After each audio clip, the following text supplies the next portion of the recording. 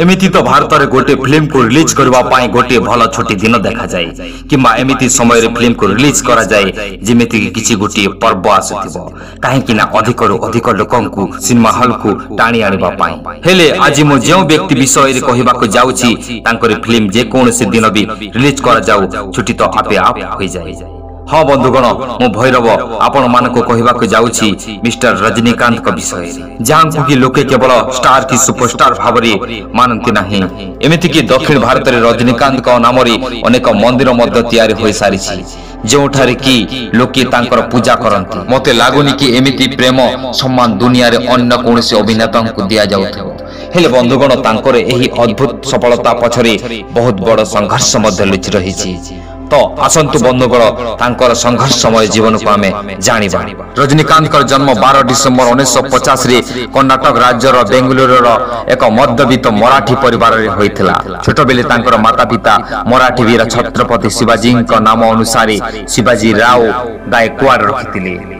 रजनीकांत कर पितांकर नाम रामजी राव गायकवाड़ थिला जे कि जने पुलिस कांस्टेबल थिले एवं तांकर मातांकर नाम जीजाबाई जे कि जने गृहिणी थिले। तांकर चारि भाई भौणी मानक मध्यरु रजनीकांत समस्तंकर ठारु छोट अटंती। 1956 रे तांकर पितांक अवसर परे तांकर परिवार बेंगलुरुर हनुमान नगर रहिबा पाई चली आसिले जोठी तांको पितांकर पितृक घर थिला। 6 वर्ष बयस रे रजनीकांत गभीपुरम सरकारी विद्यालय रे नाम लखाई थिले जोठारे से पाठ पढ़िबा आरंभ करुथिले। छोट बेलुरु से पढ़िबारे बहुत इच्छुक थिले ता सहित खेलकूद रे मध्य बहुत इच्छुक थिले। रजनीकांत का परिवार रे समस्त मराठी रे कथाबार्ता हेउथिले जोथि पई रजनीकांत को मराठी भाषा रे ज्ञान तो घर रे ही होई जाइथिला ता सहित बाहरी बेंगलुरुर आंचलिक भाषा कन्नड़ मध्य शिखि गली। जेतेबेले रजनीकांत को मात्र 9 वर्ष हेउथिला सेतेबेले तांको मातांकर मृत्यु होई जाइथिला। यहाँ पर तांकर भाई रजनीकांत को पढ़ाइबा पाई रामकृष्ण मिशन अंतर्गत चालुथुबा एक मठ को पठाई देइथिले। सेठारे रजनीकांत को पढ़ा लिखा सहित भारतीय संस्कृति और वेद विषय रे ज्ञान होई जाइथिला। मठरे रहिबा समय रे से नाटक रे अभिनय करिबा आरंभ करि देइथिले। थरे महाभारत नाटक रे एकलव्यर बंधुर भूमिका रे अभिनय करिथिले। तांकर सही अभिनय को लोके बहुत पसंद करिथिले। एहा सहित प्रसिद्ध कवि डी.आर. बेंद्रा मध्य सही नाटक को देखिबा पाई आसिथिले। से रजनीकांत को सहित एकाकी भेट होई तांकर अभिनय रो बहुत प्रशंसा करिथिले जहा फल रे रजनीकांत को आग्रह अभिनय आहुरी बढ़ी गला। 6ठ श्रेणी परे रजनीकांत को आचार्य पाठशाला नामक एक पब्लिक स्कूल रे नाम लिखा जाइथिला जोठारे से आगो को पाठ पढ़िथिले। एहा सहित बहुत गुड़ाई नाटक रे मध्य अभिनय करिथिले जहा फल रे मंच रे तांकर आग्रह आहुरी बढ़ी गला आउ अभिनय रे जीवन गढ़िबा को भाबिले किंतु तांकर एही स्कूल रे पढुथुबा समय रे ही तांकर पारिवारिक आर्थिक स्थिति बहुत खराब हेबारे लागिला। आउ रजनीकांत निज घर साहाय्य पाई बेंगलुरु आउ मद्रास रे बहुत छोट छोट काम करिथिले जोठारे बढ़ई कुली काम मध्य शामिल थिला। सही समय रे बेंगलुरु ट्रांसपोर्ट सर्विस रो कॉन्ट्रैक्टर नियुक्ति आसिला आउ सेथिरे रजनीकांत उत्तीर्ण होई गले। तापर से बस कॉन्ट्रैक्टर चाकरी करि चलिले जोथिरे तांकर परिवार रो आर्थिक स्थिति टिके भलो होइथिला। से मंच दुनिया रो दूरत होई जाइथिले हेले से अभिनय छाड़ी नथिले। से बस रे टिकेट काटिबा समय रे मध्य भिन्न भिन्न भाव रे अभिनय करुथिले एवं सिटी मारुथिले सेति पई से बहुत प्रसिद्ध थिले। से बस रे कॉन्ट्रैक्टर काम तो करि जाउथिले किंतु तांकर पसंद नथिला। रजनीकांत सही समय रे मद्रास फिल्म इंस्टीट्यूट एको एडवर्टाइज गुटी खबर कागज रे देखिले जे फिल्म रे अभिनय करबा पई ट्रेनिंग देउथिले। रजनीकांत अभिनय करबा पाई घरे कहिले किंतु तांकर परिवार रो लोके पैसा अभाव रु तांको समर्थन कले नाही किंतु रजनीकांत को सहित काम करतबा तांकर एक बंधु राज बहादुर रजनीकांत को अभिनय प्रति थिबा आग्रह ओ पागलामी को देखिथिले। एथि पई मद्रास फिल्म इंस्टीट्यूट रे रजनीकांत को नाम लेखा पाई तांकर संपूर्ण सहायता कले।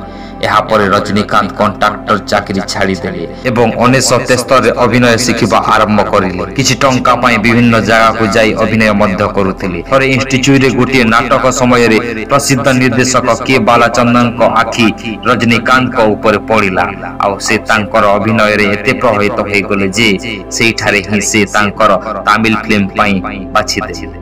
ଏହା ସହିତ ତାମିଲ ଶିଖିବା ପାଇଁ ଅନୁରୋଧ ମଧ୍ୟ କଲେ।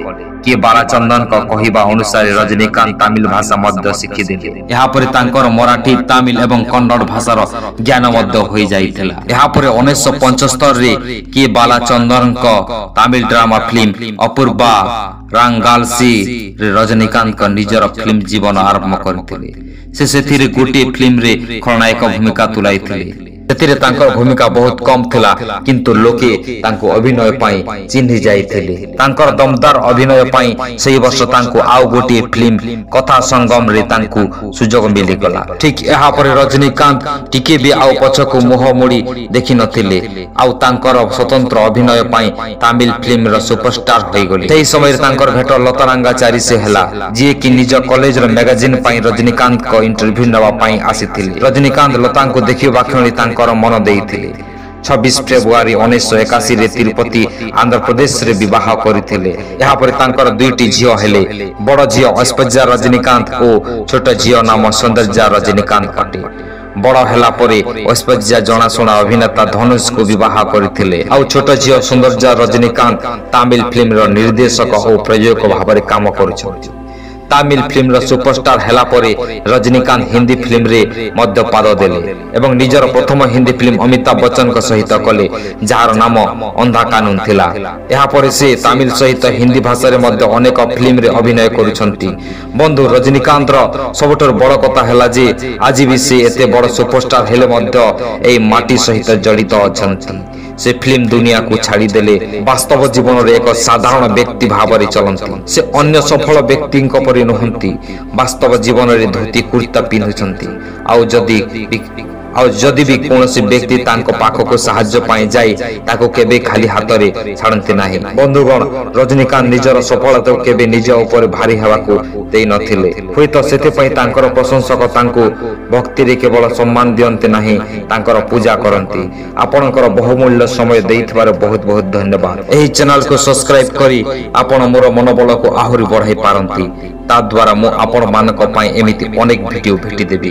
ସେତେବେଳେ ପର୍ଯ୍ୟନ୍ତ ନମସ୍କାର।